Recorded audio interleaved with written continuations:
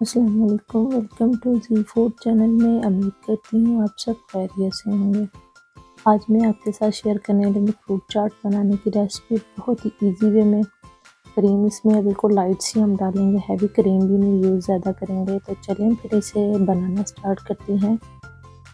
जिसके लिए मैंने एक खुला बोल लिया है और उसके अंदर मैं मिल्क पैक क्रीम ऐड करने लगी हूँ।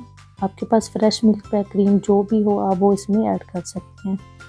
हमारे यहाँ मुझे ये डिब्बियों वाली ही मिली थी तो मैं इसमें 2 ऐड करूँगी ये वाली। तो साथ इसमें होममेड बनी हुई ये मेरी मायोनीज़ है, मैं होममेड ही यूज़ करती हूँ। तो मैं इंशाल्लाह आपके साथ इसकी बनाने की रेसिपी आपके साथ शेयर करूँगी। 2 टेबलस्पून मैं यहाँ पे ये ऐड कर रही हूँ। तो साथ ही इसके अंदर मैं 2 टेबलस्पून जो है दही ऐड करूँगी। ये मीठा दही है, खट्टा दही इसमें ऐड ना करिएगा, उसका साथ इसका टेस्ट अच्छा नहीं आता। दही मैंने इसलिए ऐड किया ताकि मेरे फ्रूट का कलर चेंज ना हो।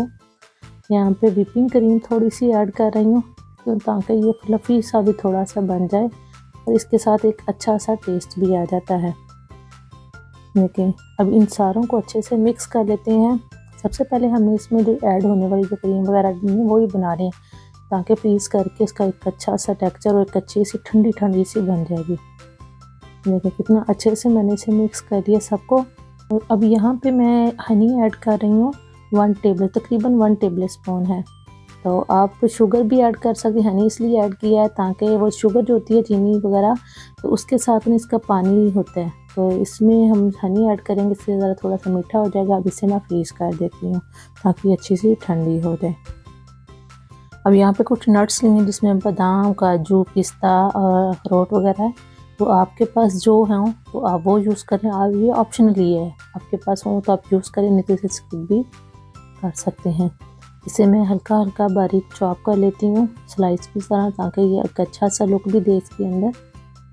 सारों को मैं इसी तरह हम देखें कितने सारा लंबी लंबी है, इसमें ऐसे सारे जो ड्राई फ्रूट्स हैं उसे कट कर रही हूँ। इसके साथ में थोड़ा सा इसका ना टेस्ट अच्छा आ जाता है फ्रूट चाट का।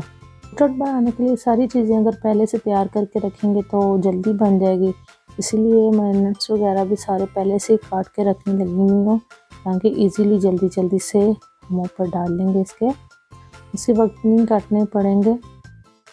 देखिए बादाम भी मैंने काट लिए, अब सारे तकरीबन मेरे होने वाले हैं। तो देखिए सारे मेरे हो चुके हैं।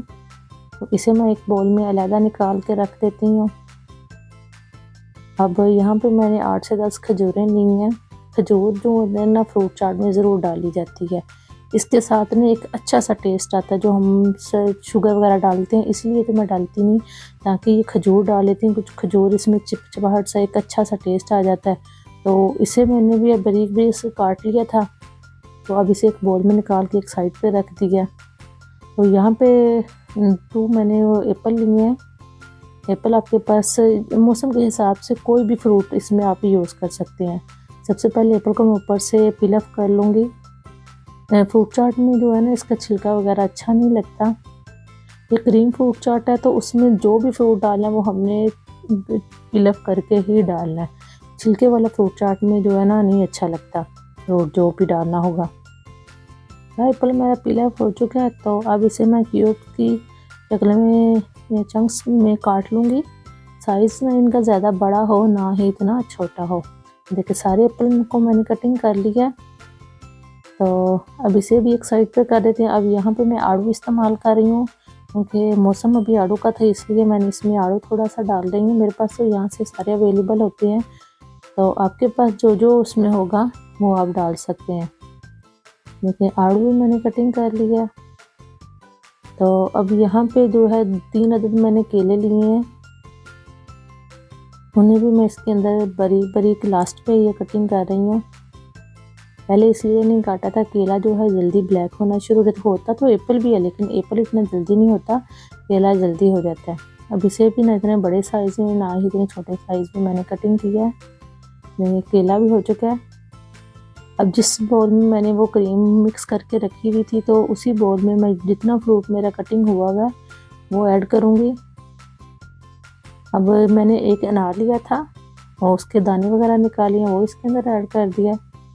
एक प्याली मैंने अंगूर लिए थे, वो ज़्यादा बड़े साइज़ में थे, 2 पीसीस कर लिए थे उसके भी इसके अंदर ऐड कर देती हूँ।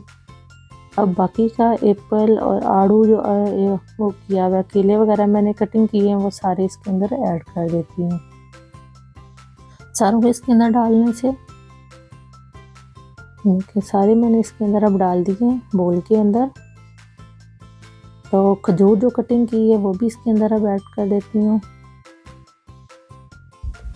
तो जो ड्राई फ्रूट्स मैंने कटिंग किए हैं अब वो सारे नहीं एक दफ़ा में डालें, अभी कुछ तो इसके अंदर डाल देंगे, कुछ गार्निश वगैरह के लिए हम एक साइड पे रख लेंगे, वो बाद में ऐड कर लेंगे। अभी हम फ्रूट कोकटेन का डब्बा लिया था उसमें से मैंने हाफ़ डाल रही हूँ, सारे का सारा नहीं ऐड कर रही। तो आप क्वांटिटी जितनी भी जिन चीज़ों की आपके पास हो आप उस हिसाब से भी डाल सकते हैं। तो यहाँ पे मेवा कुछ लिए हैं मैंने, किशमिश इसमें डालूँ, किशमिश के साथ एक अच्छा सा टेस्ट आ जाता है, वो भी इसके अंदर ऐड कर दिए। कुछ मैं बाद में ऊपर डाल लूँगी। अब स्पैचुला की मदद से इसे अच्छे से मिक्स कर लेना सारे फ्रूट्स को। देखिए इसी तरह आप भी आराम से हल्के हाथों से मिक्स कर लीजिएगा, क्योंकि केला जो जल्दी टूट जाता है। देखिए कितनी अच्छे से मिक्स हो चुकी है। थोड़ी देर में ये स्टार्टर के तौर पे हम फ्रूट चाट बना के मेहमानों में सर्व कर सकते हैं। हम देखिए आपको एक प्याली में निकाल के दिखा देती हूँ। इतनी अच्छी सी फ्रूट चाट मेरी बन के तैयार हो चुकी है। क्रीम फ्रूट चाट बनाना सबसे ज़्यादा आसान है और ये बन भी जल्दी जाते हैं, ये 5 से 10 मिनट लगते हैं। अब जो नट्स मैंने बचा के रखे हैं तो गार्निश के लिए ऊपर डाल देती हूँ, ताकि इसको थोड़ा सा अच्छा लगे, मेहमानों के आने पे सर्व करेंगे। और इसे बनाने के बाद मैं अगर इसे फ्रीज़र में रख देती हूँ तो ये ठंडी भी हो जाएगी और ज़्यादा इसका टेस्ट अच्छा लगेगा। और देखिएगा आप इसे अगर सारा फुल डे भी रखते हैं ना तो ये बिल्कुल इसके फ्रूट्स का कलर चेंज नहीं होगा। तो कैसी लगी आपको मेरी आज की रेसिपी, कितनी अच्छी और इजी वे में मैंने आपको बताई है। तो अगर आप मेरे चैनल पे नए हैं तो मेरे चैनल को सब्सक्राइब करिएगा, लाइक करिएगा, शेयर करिएगा। फीडबैक भी मुझे ज़रूर दिया करेंगे कैसी लगती है आपको मेरी रेसिपी। बहुत इजी क्रीम फ्रूट चाट बन के तैयार हो चुकी है, आप भी बनाएं, एंजॉय करें। दुआओं में भी याद रखिएगा। अल्लाह हाफिज़।